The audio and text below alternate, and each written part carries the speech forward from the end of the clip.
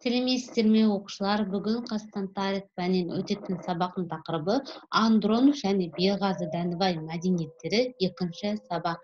Естеріңізде болса, оқушылар өткенде мен сіздерге айтқам, осы тақырып 2 сағатқа берілгенін, біз бүгін осы тақырыпты жалғастырамыз. Дәптеріңізді ашып, бүгінгі сабақтың тақырыбын жазып алыңыздар. Зерттеу сұрағы: Қазақстандағы қола дәуір ескерткіштерінің қандай ерекшеліктері бар? Сабақтың мақсаты оқушылар бізде өзгерген жоқ. Андронов мәдениеті мен Беғазы Дәндібай мәдениетінің айырмашылықтарын анықтау, Әлкей Марғұланның Қазақстан археологиясының дамуына қосқан үлесін саралау.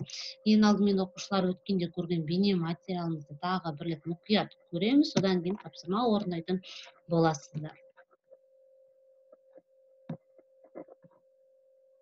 Тарихи жәдігерге не себепті Андронов мәдениеті деген атау берген? Андронов тайпалары немен айналысқан? Олардың баспаналары қандай болған? Андронов тайпалары қоныстарының ерекшелігі неде? Беғазы Дәндібай мәдениетін кім ашты?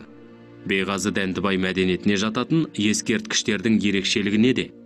Әлкей Хақанұлы Марғұлан кім деген сұрақтарға жауап іздейік. Тарихи жәдігерге не себепті Андронов мәдениеті деген атау берген? Андронов мәдениеті оңтүстік Сібірдегі Ачинск қаласының маңындағы Андронов селосының аумағынан табылған. Сондықтан бұл ескерткіштер табылған жердің атына байланысты Андронов мәдениеті деген атау алған. Археологтар қола дәуірінің бұл мәдениетін ең алғаш 1914 жылы тапқан. Андронов мәдениетінің аумағы негізінен бүкіл Қазақстанды қамтиды. Андронов тайпалары немен айналысқан? Андронов тайпаларының негізгі кәсібі әрине мал шаруашылығы болған. Олар 4 түлік малдың барлығын өсірген. Тамақтары да негізінен ет пен сүттен алынған. Ал өзен, көл маңында тұратындар егіншілікпен айналысып, арпа, бидай, тары өсірген. Арасында өзеннен балық та аулап жеген. Андроновтардың баспаналары қандай болған? Баспаналары жартылай жертөле болды. Тұрғын жайдың төбесін бірнеше тіреумен тірелген екі жақты немесе киіз үйдікіндей шатыр жапқан. Үй салуға көбіне бөрене пайдаланды, ал бөрене болмаған жағдайда үйді тастан қалап салды. Қоныстарын өзен немесе көлдің жағасына салған. Баспанамен іргелес мал ұстайтын қоралары да болған. Қоныстары әдетте 10-20 тұрғын үйден тұрды. Андронов тайпаларының қоныстарының ерекшелігі неде? Қонысқа жақын жерде рулық зираттар орналасқан. Қайтыс болған адамды бір қырынан қол аяғын бүгіп, ана құрсағында жатқандай жерлеген. Қайтыс болған адамды еңбек құралдары және қару жарақтармен бірге жерлеген. Кейбір аймақтарда кремация, мәйітті өртеу ғұрпы тараған. Бұған тұрақтардан табылған күйген сүйек қалдықтары дәлел болады. Беғазы Дәндібай мәдениетін кім ашты? Академик Әлкей Хақанұлы Марғұлан орталық Қазақстан жерінен қола дәуірінің теңдесі жоқ ескерткіштер кешені Беғазы Дәндібай мәдениетін ашты. Мәдениет аты Беғазы және Дәндібай қоныстарындағы алғашқы зерттелген обаларға байланысты қойылған. Беғазы Дәндібай өңірінен 50-ден астам қорған табылған. Беғазы Дәндібай тайпаларының өзіндік шаруашылық түрлері қалыптасқан. Тайпалар металды балқыту, егін егу, мал шаруашылығы, сауда ісімен айналысқан. Беғазы Дәндібай мәдениеті ескерткіштерінің ерекшелігі неде? Бұл мәдениетке Атасу өзенінен Ертіске дейінгі байтақ даладан табылған ескерткіштер кіреді. Олардың қатарына Ақсу аюлы 2, Ортау 2, Байбала 2, Бесоба, Бұғылы 3 қорымындағы зәулім тас обалар жатады. Бұл обалар әлеуметтік сатыда жоғары тұрған көсемдерге арнап салынған. Ақсу аюлы 2 қорымындағы ең үлкен обаның биіктігі 2 метрден асады, ал диаметрі 30 метр. Беғазы Дәндібай обаларынан қол аяғын созып, шалқасынан жатқызып жерлеген адамдардың сүйектері кездеседі. Бұл олардың жерлеу ғұрпының ерекше болғанын дәлелдейді. Қабір жанынан үй жануарларының сүйектері көп табылды. Бұл қола дәуірінде мал санының өсіп, шаруашылықтың дамығанын көрсетеді.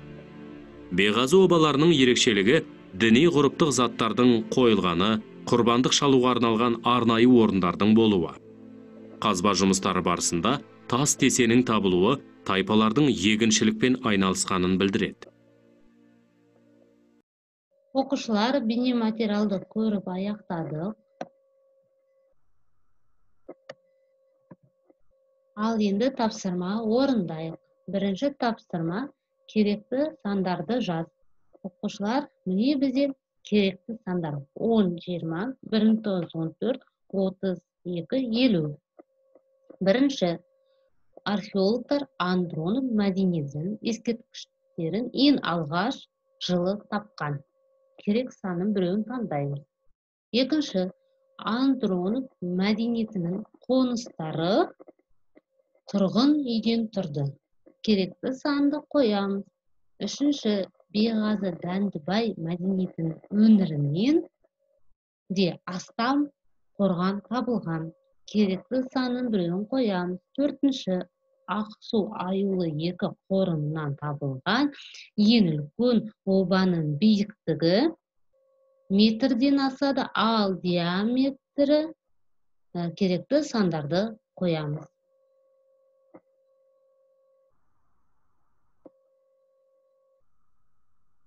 Бірінші тапсырмамызды орындап болсақ, екінші тапсырмамызды орындайық. Екінші тапсырма оқушылар тест, сұрақтар берілген. Осы сұрақтарды оқып, бір ғана дұрыс жауабын белгілейміз. Мысалы, біріншісі, Беғазы Дәндібай мәдениетінде бақташылықтан кейін қандай шаруашылыққа көшті? Маусымдық, жайылымдық, кеселік, себендік, өрістік. Біреуін ғана таңдап қоясыздар. Дәл солай оқушылар екінші, үшінші және төртінші сұраққа жауап береміз.